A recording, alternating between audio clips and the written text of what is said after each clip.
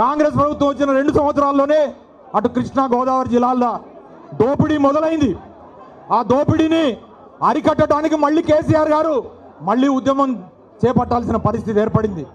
ఇవాళ పాలమూరు ప్రాజెక్టుని పండబెట్టారు. అలాగే అన్న ఇక్కడ సీతారామ ప్రాజెక్టు 2 సంవత్సరాలైంది. సీతారామ ప్రాజెక్టు మన ప్రభుత్వం ఉన్నప్పుడు ఏ పరిస్థితిలో ఉందో దానికి కనీసం అంగుళం కూడా ముందుకు కదలని పరిస్థితి. ఎక్కడైతే మనం మొదలు పెట్టామో, ఎక్కడైతే పూర్తి చేశామో ఆ పంపులకి మోటార్లు నొక్కారు, నీళ్లు నెత్తిని చల్లుకున్నారు, ఖతమైపోయింది.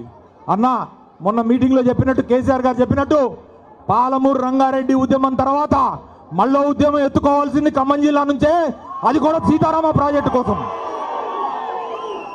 ఇక్కడ కొత్తగూడెం మాజీ శాసనసభ్యులకు పనిచేసిన వాళ్ళు కూడా ఉన్నారు. సీతారామ ప్రాజెక్టు ప్రధానంగా ఉద్దేశం కొత్తగూడెం జిల్లాలో ఉన్న అనేక నియోజకవర్గాల్లో కూడా, ఇల్లందు నియోజకవర్గం కానీ, పినపాక్ కానీ, భద్రాచలం కానీ సున్నా, ఇంతవరకు 1 ఎకరానికి కూడా నీళ్లు పారే పరిస్థితి లేదు.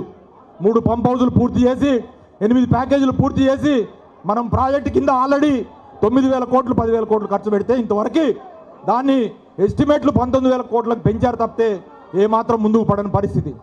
ఇక వాళ్ళు ఎందులో బిజీ ఉన్నారా అంటే 2 సంవత్సరాల అధికారం వచ్చిన తర్వాత కూడా బీఆర్ఎస్ పార్టీ నాయకులు ఇళ్ల చుట్టూ రాత్రులు తిరగటం, ప్రలోభాలు పెట్టడం, ఆ నాయకులు గుంజుకుంటాం ఈ నాయకులు గుంజుకుంటానికి తప్పితే ఖమ్మంలో కానీ, ఖమ్మం జిల్లాలో కానీ ఇవాళ కాంగ్రెస్ నాయకులు మంత్రులు బొచ్చ పట్టుకొని బిచ్చం ఎత్తుకునే పరిస్థితి ఉన్నది. బీఆర్ఎస్ ఇళ్ల ముందు, బీఆర్ఎస్ నాయకులు ఇళ్ల ముందు మీరు రండి.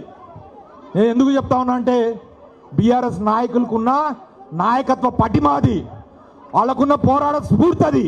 అందుకని అట్లాంటి వాళ్ళు కావాలి వాళ్ళకి.